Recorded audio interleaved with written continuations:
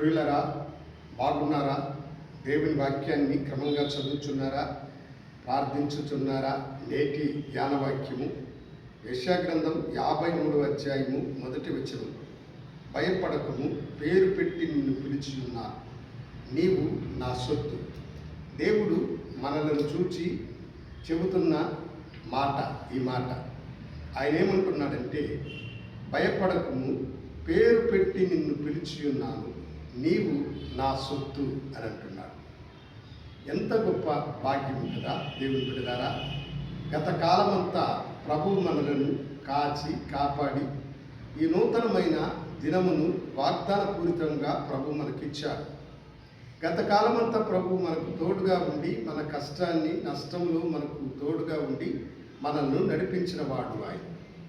ఈ మాసంలో ప్రభు అంటున్నాడు, నీవు నా సొత్తు, భయపడకము, పేరు పెట్టి నిన్ను పిలిచి ఉన్నాను అని అంటున్నాడు. మన పేరు ఎరిగిన దేవుడు, పేరు పెట్టి మనల్ని పిలిచిన వాడు మాత్రమే కాకుండా మనల్ని చూసి ఆయన ఏమంటున్నాడంటే, నీవు నా సొత్తు అని అంటున్నాడు. మనము దేవుని సొత్తైన ప్రజలము, యాజకులైన రాజులైన సమూహము అని పేతురు భక్తుడు కూడా తన పత్రికలో వ్రాస్తాడు. ఆశ్చర్యకరమైన ఆయన వెలుగును మనము ప్రచురము చేయునట్లుగా రాజులైన యాజక వంశముగాను, దేవుని సొత్తైన ప్రజలుగాను, పరిశుద్ధమైన జనముగాను ప్రభు మనలను ఎన్నుకున్నారు. అనేక సార్లు ఈ లోకములో మనము అన్నిటినీ అనుకొని భయపడుతూ ఉంటాం. అయ్యో రేపు ఎలా గడుస్తుందో అన్న భయం, అయ్యో నా జీవితానికి ఏ అపాయం ఎట్లొస్తుందో అన్న భయం, ఈ వ్యాధి నన్ను విడిచి ఎట్లా పోతుందో అన్న భయం, అన్నిటినీ అనుకుంటూ భయపడుతూ ఉంటాం.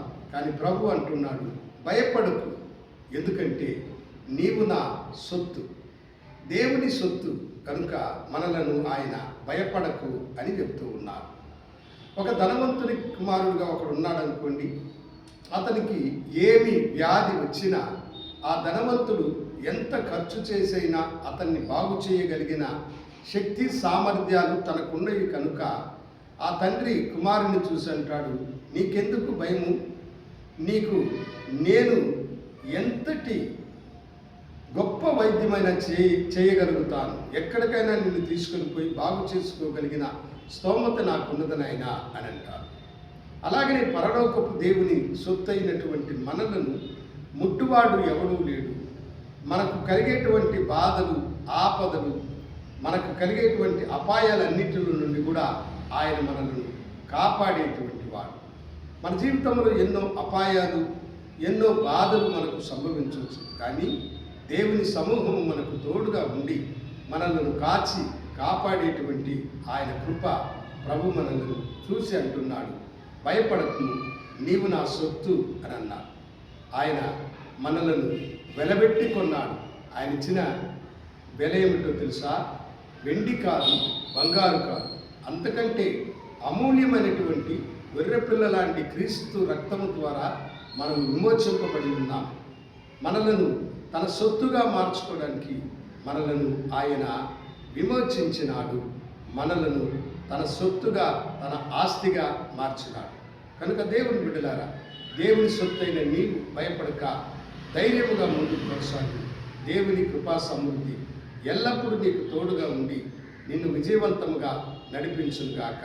ప్రార్థించుకుందాం. గనుడా, పరిశుద్ధుడా, నీ బిడ్డలకు మీరు తోడుగా ఉండి నీవు నా సొత్తు అని చెప్పిన నీ వాగ్దానం వారి జీవితం పట్ల నెరవేర్చడానికి మీరు కృప చూపించమని యేసు నామమున అడిగి వేడుకుంటున్నాము తండ్రి, ఆమేన్.